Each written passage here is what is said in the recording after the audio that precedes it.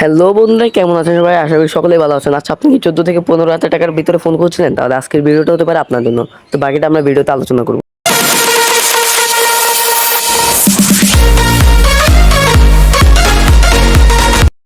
তো বন্ধুরা, আজকে আপনার জন্য আমি যে ফোনটি এনেছি তার ফোনটির মডেল হচ্ছে টেকনো স্পার্ক 13, যেটা কিনা একটা বাম্বেল এডিশন। এটা কিন্তু বেশ কিছু কালার রয়েছে, white colour and black colour.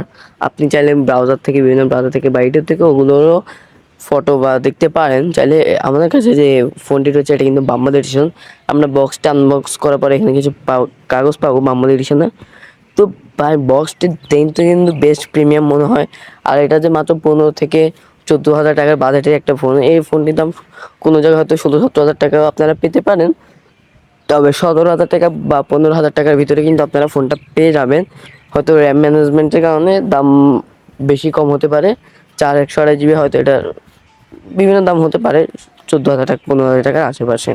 তো ফোনটি দেখতে কিন্তু বেশ প্রিমিয়াম মনে হয়। এটাতে মাত্র 15 হাজার টাকার ফোন দেখে মনে হয় না, কিন্তু ডিসপ্লে সেকশনও বেশ ভালো দেখতে।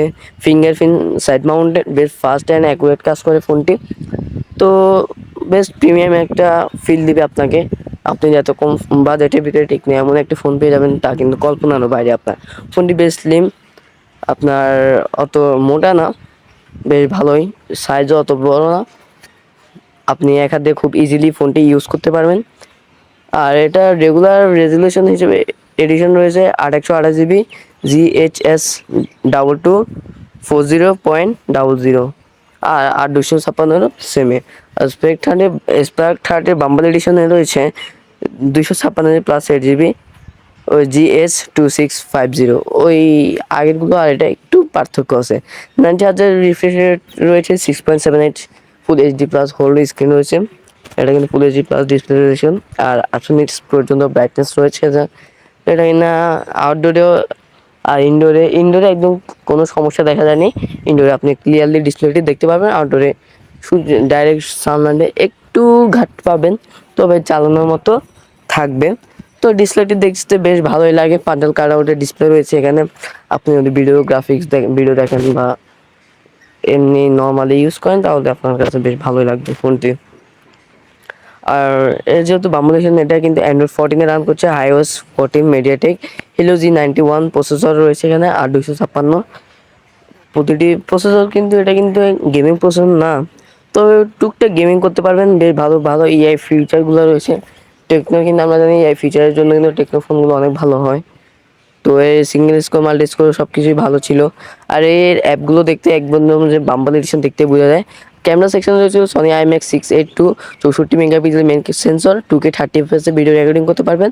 আর সেলফি ক্যামেরা হিসেবে ছিল 30 মেগাপিক্সেলের সেলফি ক্যামেরা এখানে রয়েছে, যা কিনা বাজেটের ভিতরে কিন্তু আমাদেরকে খুব ভালোই দিচ্ছে। বাজেটের ভিতরে কিন্তু এটা একটা আপনারা ক্যামেরা ফোন বলতে পারেন। ক্যামেরা বলতে গিয়ে ক্যামেরার জন্য ভালোই মোটামুটি। আর 5000 mAh ব্যাটারি তো এখানে রয়েছে, আপনি সাথে 18 ওয়াটের চার্জারটাও রয়েছে।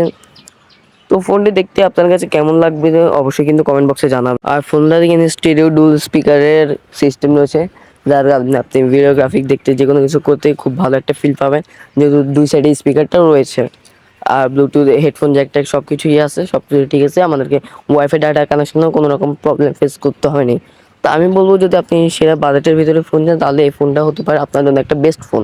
আর দেখতেও বেশ ভালো লাগে। যাদের কাছে এটা ভালো লাগবে না তাদের জন্য বিকল্প ব্যবস্থা হচ্ছে এর যে বিভিন্ন কালারগুলো রয়েছে, white colour and black colour ফোনগুলো, চাইলে আপনি ওইগুলো দেখতে পারেন ফোনটি। তো ভিডিওটা অবশ্যই আপনার কাছে কেমন লাগলো আমাদেরকে কিন্তু কমেন্ট করে জানাবেন।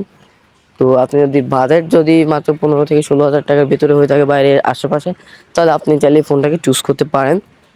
ফোনটি আপনার জন্যই ভালো হবে বাজেটের ভিতরে। তো ধন্যবাদ জানাই সবাইকে ভিডিওটি দেখার জন্য। আর অবশ্যই আমাদের চ্যানেলটি সাবস্ক্রাইব করতে কিন্তু ভুলবেন না।